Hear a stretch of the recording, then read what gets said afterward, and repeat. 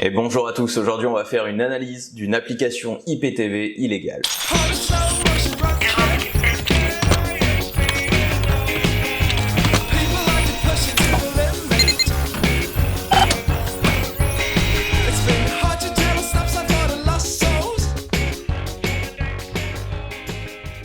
Est-ce qu'aujourd'hui encore, on doit présenter ce qu'est l'IPTV?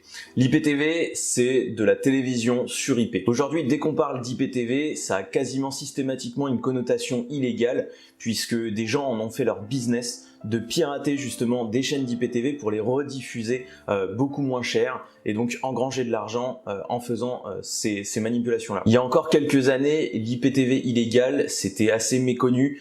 C'était des tout petits sites qui étaient créés par des petits hackers dans leur coin et dès que la police mettait la main sur leur site, ils se faisaient tout de suite descendre. Et aujourd'hui, on voit vraiment une affluence de ce genre de contenu, de ce genre de système et c'est vraiment des gros systèmes maintenant avec des applications Android, des applications iOS, on a des flux qui sont directement envoyés via VLC avec, on le verra aujourd'hui, de la gestion de tokens pour l'authentification, etc. C'est vraiment quelque chose de très abouti, très réfléchi. On a l'impression d'avoir vraiment affaire à des entreprises, à des business qui ont été conçus exactement pour ce genre de procédé. Bref, évidemment, la vidéo d'aujourd'hui n'a pas pour but de vous inciter à utiliser des services IPTV illégaux, bien au contraire. C'est ce qu'on verra en fin de vidéo. Je vous le déconseille très fortement. Déjà puisque si vous faites ça, vous tuez les programmes que vous visionnez en ne leur donnant pas d'argent, puisque tout simplement s'ils n'ont pas d'argent, ils peuvent pas faire d'émissions. Donc voilà, c'est déjà la première raison. La deuxième raison, c'est d'un point de vue sécurité. Ces applications iOS ou Android, elles sont illégales forcément, et donc elles ne peuvent pas être vérifiées par une autorité de certification. Par exemple, aujourd'hui, quand vous téléchargez une application sur le Google Play Store, eh bien vous avez Google qui va analyser les applications avec Google Protect pour vérifier qu'elle n'ait pas de virus installé à l'intérieur, etc.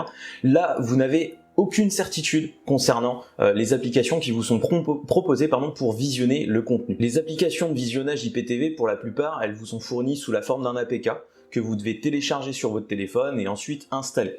Et donc, il faut se fier à la source qui vous fournit l'APK et installer ensuite l'application sans savoir réellement ce qu'il y a dedans ni ce qu'elle va faire. Et ça va encore plus loin, c'est que même si l'application que vous installez n'est pas dangereuse, rien ne vous dit qu'il n'y a pas un module de mise à jour ou quelque chose qui va faire que ça va télécharger cette fois-ci un module qui va être lui dangereux et l'exécuter sur votre téléphone. Le fait d'installer une application sur un téléphone, sur un ordinateur portable ou autre, c'est vraiment quelque chose de critique. Vous ouvrez une porte chez vous à quelqu'un, vous ne savez pas qui c'est, vous ne savez pas ce qu'il va faire chez vous. Et votre téléphone, votre ordinateur, c'est votre vie. Dessus, il y a vos photos, il y a vos comptes, il y a votre vie privée, vos messages, certains ont des photocopies de leur carte d'identité, de leur carte de mutuelle. Bref, c'est vraiment donner accès à toutes ces infos à quelqu'un dont vous ignorez complètement l'existence. J'insiste vraiment sur ce point, ne téléchargez pas ce genre d'application, ne les exécutez pas. Déjà, vous financez un marché illégal et deuxièmement, vous mettez en danger votre vie privée. Donc pour tourner cette vidéo, je me suis renseigné un petit peu sur les différents services d'IPTV qui existaient. Et je suis tombé sur un service qui est assez abouti, ça m'a beaucoup étonné puisque il propose même des tests de 24 heures. On a différents tarifs, et on a des applications donc Android, iOS, Smart TV, VLC, Kodi, Enigma, enfin c'est vraiment quelque chose d'assez abouti. Ils nous disent contactez-nous par mail. Avec le numéro d'un support, on a même un numéro WhatsApp qu'on peut contacter en cas de problème. Bref, on a vraiment l'impression d'avoir affaire à une société qui a son propre support technique, qu'on peut contacter sans problème, etc. Niveau commercial, t'as vraiment l'impression de tomber sur quelque chose de tout à fait legit, de tout à fait légal. Donc c'est ce qui m'a frappé au premier abord. Alors mon but, bien évidemment, c'est pas de faire la pub de ce type de contenu, de ce type de système. Donc je vais flouter les icônes, les URL, etc.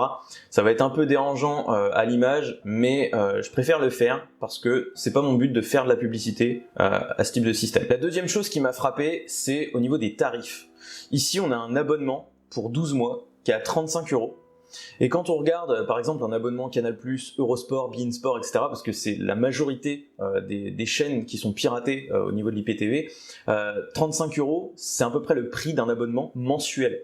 Donc 35 €, c'est ce que vous payez tous les mois pour accéder à du contenu légal, alors que là, 35 €, c'est pour 12 mois du contenu illégal. Donc je pense que c'est ça qui a fait que c'est vraiment monté en puissance, c'est qu'au niveau du tarif, c'est vraiment du tout au tout. Alors mon but, c'est pas de financer ce service-là, donc ce qu'on va faire, on va prendre le forfait le moins cher, c'est celui qui a 3 € pour un jour, donc en fait c'est un test 24 heures. Quand je clique dessus, donc le forfait, donc abonnement IPTV 24 heures, 3 €. Ensuite, on me demande le type d'appareil. C'est bourré de fautes. En plus, il manque même une lettre. C'est marqué compatible au lieu de compatible. Bref, on va sélectionner Android. Notre adresse mail, on va mettre test.youtube@tief1.fr par exemple. Donc j'ai un catch-all sur tief1.fr, donc peu importe ce que je mets en tief1.fr, je le recevrai. Message optionnel, on va pas en mettre. On va cliquer sur acheter. Donc ça me redirige tout de suite sur PayPal. Donc a priori, il n'y a que PayPal avec lequel on peut payer. Donc ici, je vais payer avec mon solde PayPal. Donc 3 €. Ici, j'ai à nouveau une adresse mail. On va sauvegarder tout ce qu'on trouve. Donc on a déjà une première adresse mail. Et donc ici, vous avez payé 3 €. Si je vais voir dans les détails, donc 3 €, voilà. J'ai un numéro de reçu, des informations sur le vendeur, etc. Je clique sur retour.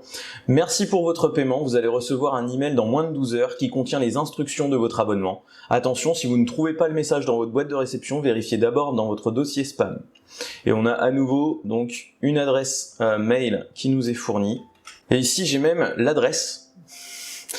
33 centre commercial, donc j'ai avenue, bref, je vais pas vous donner l'adresse exacte, ça se situe au Maroc, a priori. Alors j'ai encore quelque chose qui me fait rire, c'est qu'en fait, j'ai PayPal qui m'envoie une notif, qui me dit que j'ai payé 3 € et j'ai le nom prénom justement de la personne j'ai le nom prénom de la personne à qui j'ai payé. Ça correspond bien du coup, c'est à consonance arabe, donc ça correspond bien à ce que la personne soit vraiment au Maroc. Donc je connais pas du tout les lois du Maroc, mais je sais pas du tout ce qu'il risque en faisant ça au Maroc, mais enfin on voit qu'il fait ça vraiment en toute impunité. Si le nom prénom de la personne est bien la personne qui est au Maroc, si c'est pas une fausse identité justement qu'il utilise, c'est incroyable qu'il se cache pas du tout, qu'il fasse ça en toute impunité, c'est incroyable. En attendant de recevoir le mail de confirmation, on va préparer du coup notre lab, donc toujours avec Android Studio, puisque nous on a choisi d'utiliser une application Android. Donc on va lancer notre AVD Manager et on va créer donc un nouveau périphérique Android. Ça sera sous Android Nougat et on va l'appeler iptv.youtube. Ici donc je vais le démarrer. On va également lancer Burp. Donc là sur mon poste le pare-feu est désactivé. Je ne veux pas faire de mise à jour. Je vais lancer un projet temporaire. Ici donc dans Proxy, on va aller dans les options et on va éditer donc notre listener pour le faire écouter sur toutes les interfaces, donc sur le port 80-80. Ici, je retourne dans Intercept, j'arrête l'interception et je la redémarre pour que ça prenne bien en compte. Dans les paramètres ici de Android Studio, je vais dans Settings, Proxy, et je renseigne donc Manual Proxy Configuration, je mets l'adresse IP de mon poste, chez moi la 66.150, sur le port 80-80. Je vais essayer. Toc. Voilà, on va faire Apply, Success, ok. Ensuite, donc, je vais aller dans les paramètres Wi-Fi du téléphone, je reste cliqué sur Android Wi-Fi, Modify Network, et dans les options avancées, ici dans Proxy, je vais mettre Manual. Ici, Proxy Hostname, on va remettre l'adresse IP donc, de mon poste local, donc en 66.150. Le port, par défaut, c'est le 80-80, je vais cliquer sur Save.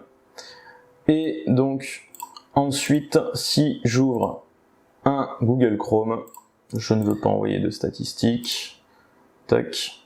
Ici, voilà, on a bien donc des interceptions, je vais forward la requête. Et donc tout de suite, on va installer les certificats de Burp, donc on va aller sur http://Burp Suite. Voilà, on clique sur CA Certificate juste ici. Donc Chrome a besoin d'avoir accès au storage, donc ici je vais l'autoriser. On voit que ca.dir a été download. Je vais tout de suite faire un ADB, je vais me mettre en ADB root déjà, et ensuite je vais faire un ADB shell, voilà, si je fais un root, je suis bien root. Alors, je vais aller dans le storage, je crois que c'est en CD SD card, download, ici j'ai bien mon cacert.der, on va le renommer tout simplement en CER, je vais faire un mv cacert.cer, ok. Maintenant, je retourne dans les paramètres Wi-Fi et ici en haut à droite, je vais aller dans Advanced. Je vais faire Install Certificate et dans, alors, je sais pas si c'est dans Download ou non, je dois aller le rechercher dans SD Card, Android. Alors, c'est pas ici. D'accord, ok. Bon, c'est ici. Donc, je clique dessus. Je vais l'appeler donc Burp. Je clique sur OK. Je dois créer donc un lock screen pin. OK. Donc je vais continuer sans empreinte. Je vais créer un pin. Require pin to start. On va mettre 4x0. Voilà, je le confirme. Tu peux envoyer toutes les notifications que tu veux. Burp is installed. OK. Donc si maintenant je retourne sur un site en HTTPS, alors on voit que déjà ici j'ai du HTTPS www.google.com sur le port 443. Donc a priori ça fonctionne bien. Si je délète tout ça, je vais mettre donc HTTPS les tutos de processus.fr, le site qui doit être absolument dans vos favoris. Je vous le conseille très fortement. C'est un site qui est tenu par quelqu'un de très gentil, très sympa. Bon bref, je rigole, mais n'hésitez pas à aller y faire un tour. Hop, ici on voit que ça charge de la fonte. Hein. J'ai du Google Font sur mon site internet, évidemment. On voit que ça essaye de charger la première vidéo, la dernière vidéo donc sur Shamoon. Si je forward, on va voir qu'elle va charger. Bref, on a vraiment toutes les requêtes qui sont sur le port 443 en HTTPS, donc qui passent bien. Ici, on voit que mon certificat est valide. Connection is secured. Si je vais dans Details, ici, Certificate Information, je suis sur Port Swagger CA, donc c'est la société qui développe Burpsuite. Donc on a bien fait du bypass de certificat avec Burp. Pour continuer donc notre tuto, j'ai téléchargé l'application directement sur le site. Ici on a le choix entre iOS et Android. Donc évidemment moi j'ai cliqué sur Android et on me propose donc un APK que je vais télécharger et qu'on va ensuite analyser. Une fois notre APK téléchargé, on peut l'installer avec la commande adb install suivi du nom de notre APK. Ici, on attend quelques secondes qu'elle soit installée sur notre téléphone. Voilà, success. Et donc, si je vais voir dans la liste de mes applications, j'ai bien la nouvelle application juste ici. On va tourner le téléphone dans ce sens-là. Et donc ici, l'interception est bien activée. Donc, il me demande tout de suite de renseigner un code. Alors, je pense que c'est le fameux code qu'on doit recevoir par mail. Je vais créer un code au hasard et on va voir que ça envoie sur une adresse en DIN-DNS. Donc qui finit par l'extension ddnb.tn, TN qui je crois est l'extension justement du Maroc ou de la Tunisie, je crois. Oui, c'est la Tunisie. Et donc, qu'est-ce qu'il envoie exactement? Donc, il check une page actc.php avec un login, donc le fameux code qu'on est censé recevoir par mail. Donc, c'est ce login, je pense, qui doit faire l'authentification. On a un UID, donc c'est l'UID de notre matériel, un numéro de série et un modèle. Donc ici, dans le modèle, on retrouve Android SDK Build for X86, donc le modèle de notre téléphone. Ok, donc après un petit quart d'heure d'attente, j'ai reçu un mail. Je vous mettrai la copie du suivi de mail quelque part autour. Donc, nous vous remercions pour l'intérêt porté pour notre service IPTV. Vous trouverez ci-après votre code test qui vous permettra d'accéder intégralement à nos services pendant 24 heures. Donc là, j'ai un code de 12-15 caractères. Pour l'installer, différentes méthodes s'offrent à vous via notre app Android, iOS, VLC, Kodi, etc. Votre code peut être activé sur plusieurs appareils, mais vous ne pourrez pas profiter du service IPTV simultanément. Si vous comptez utiliser notre service sur un Mac25X, je sais pas ce que c'est. Merci de bien vouloir nous communiquer l'adresse MAC de votre appareil par retour de mail. Donc a priori, il y a carrément un matériel dédié pour lire ce contenu-là. C'est fou. Ce lien pour téléchargement vous permettront de profiter de nos services très rapidement avec un lien vers un site internet. En cas de besoin, n'hésitez pas à nous contacter directement par retour d'ici, bien cordialement, le service client fournisseur d'IPTV en ligne. C'est incroyable, j'ai vraiment l'impression d'avoir une entreprise qui est complètement légal en face de moi, alors que c'est pas du tout le cas, quoi. Donc on a toujours notre burp suit d'activer. Il me dit please enter your code, donc je vais mettre le code donc qu'ils m'ont fourni et on va voir la requête que ça fait. Ok, donc j'appuie sur down, ok, et donc là ça envoie donc toujours sur notre site donc en DIN-DNS qu'on a vu tout à l'heure. Je vais faire un forward. Et ici, ça me renvoie un fichier JSON. Donc a priori, l'authentification s'est bien passée. Checking for new update. Donc là, il y a un système de mise à jour dans l'application a priori. Donc c'est ça que je vous disais tout à l'heure qu'il faut faire très attention. C'est que là, même si l'application que j'ai là, on n'est même pas sûr qu'elle soit tout à fait légitime, qu'elle porte pas atteinte à nos données, même si cette application-là elle est légitime, et ben ça peut très bien télécharger une nouvelle mise à jour qui, elle, aura un système qui sera malveillant. Donc là, il me dit « Welcome, your account expire after 3 days ». Donc c'est bizarre parce que j'ai acheté un test 24 heures et là, quand j'arrive dans l'application, ça me dit que mon compte va expirer au bout de 3 jours. C'est pas très net. J'ai 4 items, IPTV, VOD, Settings ou Exit. Alors, a priori, il y a un service de VOD, de vidéo on demand, donc de vidéo à la demande. Je vais tout de suite aller sur IPTV déjà. Donc c'est toujours a priori le même serveur qui me répond. Cette fois-ci, on interroge une nouvelle page. Je vais forward la requête. Ok, donc a priori, j'ai des chaînes qui se chargent. J'ai du beIN-SPORT, Arabic Channels, H265, Canal+. On va aller voir beIN-SPORT par exemple. Donc on interroge à nouveau le même serveur. Ok, donc là en fait dans beIN-SPORT, je peux choisir quelle chaîne je veux. On va aller voir beIN-SPORT 1 par exemple. Je vais forward la requête. Ah là par contre on interroge un nouvel hôte. Donc c'est directement une adresse IP. Donc ça c'est intéressant. En fait, si je comprends bien, il y a un serveur d'authentification qui a aussi la liste des channels disponibles. Et ensuite quand on clique sur un channel, ici on interroge un hôte avec toujours notre code qui nous permet en fait de nous authentifier. Donc on a bien un serveur d'authentification et un serveur de diffusion. Et donc si je forward, ici je récupère à nouveau un flux d'un autre serveur. C'est très intéressant parce que du coup, on voit qu'on a plusieurs serveurs de diffusion. Ici j'ai toujours mon code d'authentification. Et là cette fois-ci j'envoie un jeton avec une clé au serveur de diffusion, si je comprends bien. Alors il devrait, a priori si je comprends bien, on a un serveur d'authentification, un serveur broker et un serveur de diffusion. Alors je vais couper l'interception et je vais recliquer pour qu'on voit au moins si ça fonctionne. Après vu que c'est une machine virtuelle, ouais ça fonctionne. Ça fonctionne, donc beIN-SPORT du coup est en train d'être diffusé. Bon, c'est du foot, hein. Mais en tout cas, ouais, ça fonctionne. Bref, on va pas pousser le test plus loin. De toute façon, là, on a eu ce qui nous intéressait. C'était vraiment, on s'en fout que ça marche. C'est comme je vous disais, c'est pas du tout une vidéo pour vous inciter à utiliser ce type de service. C'est vraiment pour voir comment ça fonctionne. Donc là, on voit qu'on a 3 serveurs, hein, comme je disais tout à l'heure, un serveur qui gère l'authentification et la liste des channels. Ensuite, quand on clique sur un service, par exemple beIN-SPORT, on arrive sur un serveur broker, donc qui va lui en fait gérer vers quel channel vous envoyez. Et ensuite seulement on arrive sur un serveur de diffusion. On va pouvoir analyser les adresses IP.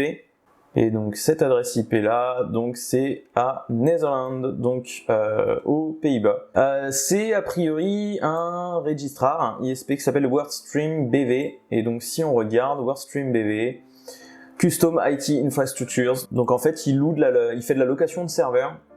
Donc en fait, le serveur de diffusion, il est hébergé donc aux Pays-Bas. Et si je regarde l'adresse IP du broker cette fois-ci, c'est pareil, c'est un serveur également chez WordStream. Si je comprends bien, on a donc un service hébergé en Tunisie qui gère la partie authentification avec la liste des channels. Et ensuite, on a un broker et un diffuseur qui sont hébergés donc aux Pays-Bas chez un fournisseur de services cloud. Ok, on a vu maintenant donc la partie réseau. On va s'attaquer à l'application Android. On va essayer de reverser cette application pour voir ce qui se cache à l'intérieur, s'il n'y a pas des modules un peu malveillants. Le fichier APK, dans un premier temps, on va le renommer et on va changer son extension pour le remettre en .zip. Et on va tout de suite le dézipper ici, dans le répertoire courant. Le fichier qui va nous intéresser, c'est le classes.dex. C'est un fichier qui fait 4-5 mégas et c'est en fait un fichier exécutable conçu pour la machine virtuelle d'Alvik, qui est en fait la machine virtuelle d'Android. Et donc ce fichier, on ne peut pas le lire directement.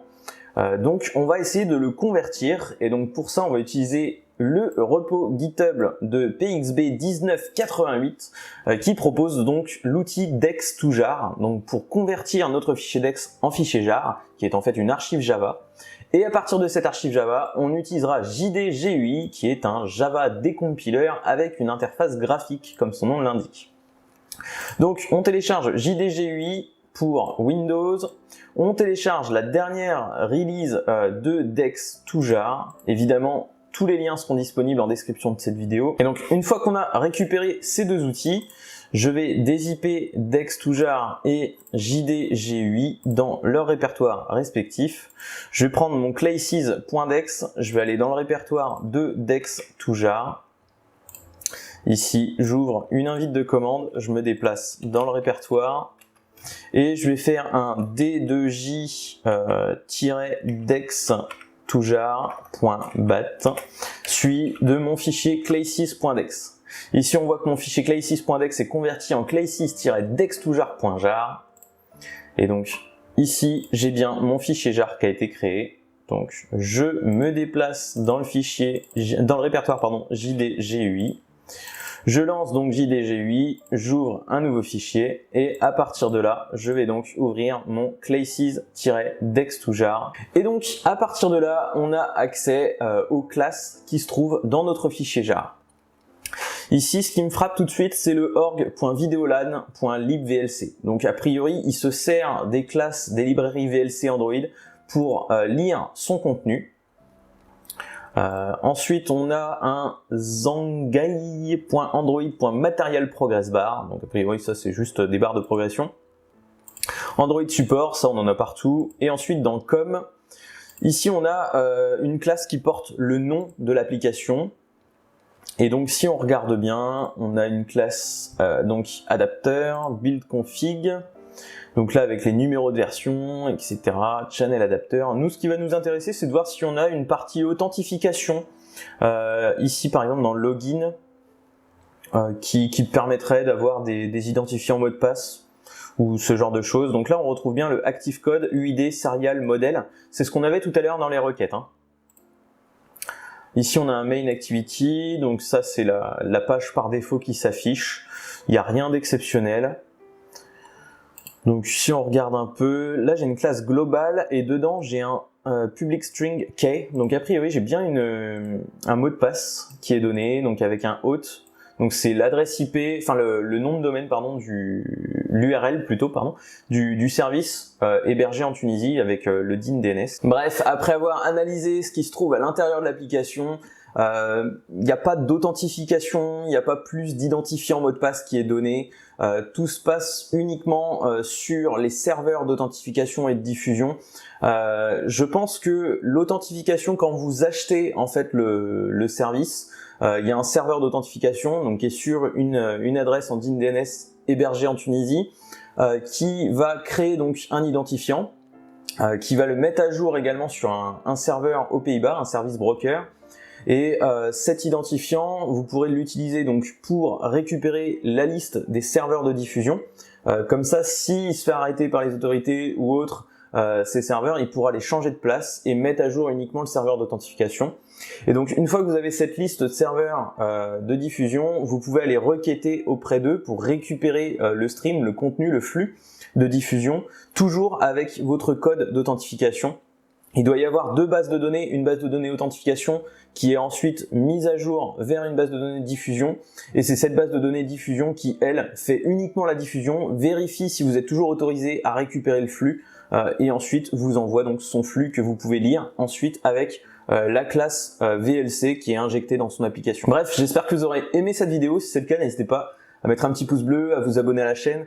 On est 25 000, on a dépassé les 25 000 abonnés sur la chaîne YouTube, donc merci beaucoup, c'est vraiment super de votre part. Juste avant de partir, je voulais faire un petit aparté sur un YouTuber qui a commencé sa chaîne il n'y a pas très longtemps, qui a déjà 1200 abonnés. Ce YouTuber, il s'appelle Akintux. Je vous mets le lien de sa chaîne YouTube en description de cette vidéo. Il a fait une super vidéo sur le scanning de réseau en JavaScript et également une super vidéo sur le hack de Google Maps. Allez la voir, c'est vraiment sympa. Moi je vous dis à très vite pour de nouvelles vidéos et d'ici là, portez-vous bien. N'utilisez pas de services IPTV illégaux, faites attention à vos données, prenez soin de vous et à très vite.